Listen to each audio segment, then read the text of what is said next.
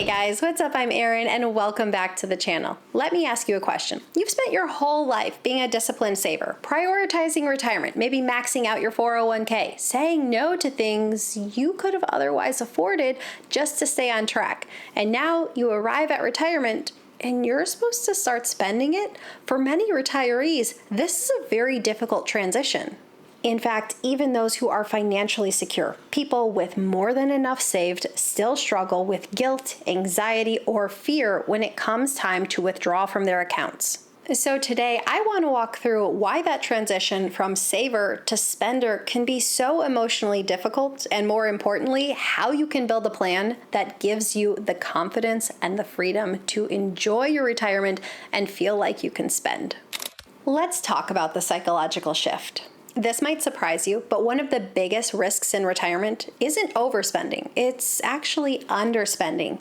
Vanguard finds that many retirees drastically underspend what they're truly capable of, especially if they've done everything right from a financial standpoint. And why is that? Because it's emotional. For many of us, saving becomes part of our identity. It represents control and discipline. You spend a lifetime, 30, 40 plus years saving, and that transition away from that can be harder than expected.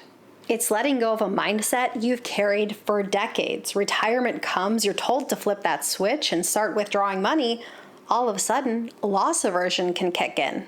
We fear losing money more than we enjoy gaining it. Christine Benz over at Morningstar routinely says that one of the biggest transitions in retirement is emotional, allowing yourself to move from saving money to spending. Let's say you've done the math. You've got $1 million portfolio, you plan to use the 4% rule. That means you're going to be withdrawing $40,000 in your first year of retirement. But here's the thing, you probably don't want to withdraw that $40,000 all at once. 3 main reasons. Number 1, emotional shock. Seeing $40,000 leave your account in a single transaction, that can be overwhelming. You've spent a lifetime building this up, and watching such a large amount move all at once, that can be a little bit jarring. Number 2, tax inefficiency. A large lump sum withdrawal at the beginning of the year isn't necessarily the best move from a tax standpoint because you may not fully know what's going to happen over the next 12 months. You want to make sure you factor in all income streams, Social Security, any pension, anything like that, because it could ultimately push you into a higher tax bracket if you're not careful. And this could mean that a greater percentage of your Social Security is subject to tax or even push you over IRMA thresholds. Number 3, market timing risk. What if the market drops right before you withdraw or right after you withdraw? This is the classic sequence of returns risk. And if you lock in a loss, especially early on in your retirement, that can hamper your portfolio's ability to recover and perform for the rest of your retirement. So let's build a better plan.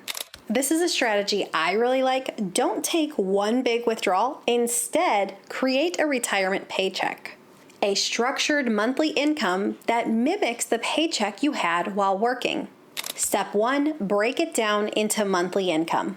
Instead of withdrawing $40,000 all at once, break it down over 12 months. Maybe that's $3,300 each month. This feels familiar, and quite honestly, this is psychologically easier to digest. Major custodians like Vanguard, Fidelity, and Schwab all let you automate this. You can have it set to go into your account on any date of your choosing throughout the course of the month, or you can break it down even further. You could have 2 payments every single month. Step 2 is to use a bucketing strategy. This is where you divide your portfolio into 3 time-based buckets. You have a short-term bucket that has a few years worth of readily accessible cash-like accounts. This could be cash, CDs, money market funds. Then you have a mid-term bucket, maybe 3 to 7 years worth of expenses. This would be invested into short to mid-term investment styles. Then we have a long-term bucket. This is money you're not going to need for at least the next 8 years or so. And this is your aggressive growth bucket. Here you're going to have growth assets and equities. This is what gives you spending power down the road.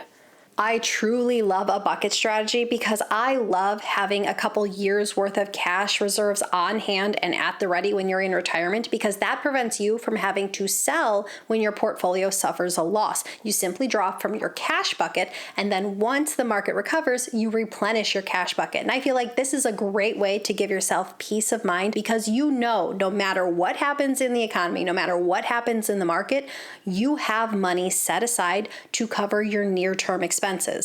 Step number 3 is to integrate reliable income sources. You really want to consider all of your income sources going into retirement. If you have Social Security, if you have a pension, perhaps you're at the age where RMDs are at play. You want to factor all of this in before you're calculating how much you're taking out of your portfolio. And truly, having multiple income streams really reduces your reliance on the market. And step number 4, use guardrails, not hard rules. Rather than sticking to a strict percentage withdrawal rate, maybe use a dynamic spending strategy, something like the Guyton-Klinger strategy. This system would allow you to increase spending when markets are strong, reduce slightly when markets are down, and protect your portfolio from permanent damage. Wade Pfau and Michael Kitces have written extensively on why this flexible approach works better for most retirees, both financially and emotionally. They have found that following rigid withdrawal rules, like consistently withdrawing 4% no matter what, can lead to overspending when the market is down and underspending when the markets are performing well. Step number 5, reframe your mindset. This is about trust. You've done the work, you've saved and you've invested. Now is the time to let your money take care of you. Your retirement nest egg isn't strictly something to protect, it is also something to use. It is a tool to allow you to build the life you want. Another powerful shift, put your plan in writing. Not just a budget, but a full retirement income strategy. This includes your planned withdrawals, your sources of income, your tax plan, your estate planning, healthcare contingencies. According to the Charles Schwab Modern Wealth Survey, retirees with a written plan are far more likely to feel secure and confident in their retirement. A written plan gives you permission to spend because the logic is already there. Test the waters. Still nervous about spending? That's okay. Try a 12-month test drive. Build a mock retirement budget, simulate the withdrawals, and try living on it. Try a few discretionary purchases. Maybe it's travel, maybe it's hobbies, maybe it's a bigger purchase you've been putting off. Track how it feels, not just financially, but also emotionally. You might be surprised just how safe it feels to spend when you've planned for it. Here's another tip. Many retirees hold portfolios that are too aggressive. Not just because they want higher returns, but also because they have the very real fear of running out of money. This is why I'm a huge proponent of a bucket-style strategy. It gives your portfolio purpose. You have the short-term reserves, that cash on hand in case something happens to the market. You can still spend on whatever you need to carry you through life today. You have those mid-range investments meant to outperform inflation, but again, still readily accessible. And finally, we have stocks, we have the growth, we have the equities, but this is just part of our long-term plan. Also, behavioral economists have found that labeling your money for specific purposes, what's called mental accounting, increases comfort and reduces emotional resistance to spending. For example, you might have an account that is labeled travel or one that is labeled household expenses. At the end of the day, it's all your money, but sometimes putting a specific label on it can give you clarity and give your money purpose. And finally, don't go at it alone. Those first 5 years of your retirement can be some of the most complex and emotionally charged financial years of your life. A good fee-based financial planner can help you map out sustainable spending, manage taxes, create income layers, and just as importantly, guide you emotionally.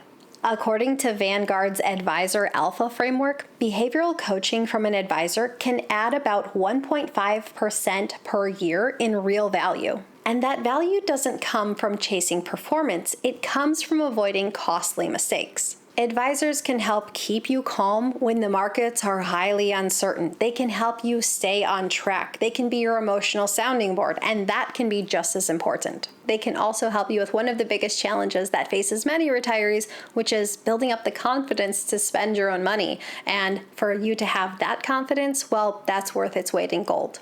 As Vanguard puts it, the value of advice isn't just in the portfolio, it's in the partnership. So let's go over each of these strategies and how they help. 1, we get to acknowledge emotional barriers. Spending can feel scary. Recognizing that helps you to move past it. Build a retirement paycheck. This regular income makes spending feel safe and familiar. Use withdrawal guardrails. Flexible rules help you spend confidently without overshooting. Create a written plan.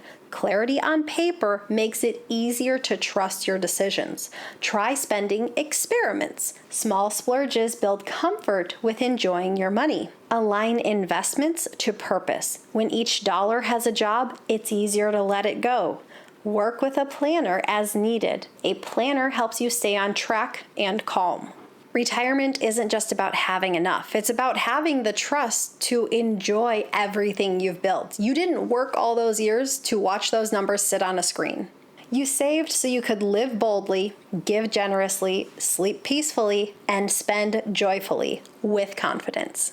So what are your thoughts? Do you have any apprehension going from being a saver to a spender? Let me know in the comments down below. I post new videos every single week. If you got anything at all out of this one, please give it a like. If you're new here, please consider subscribing. Or if you know of someone who might get something out of this type of content, please consider sharing.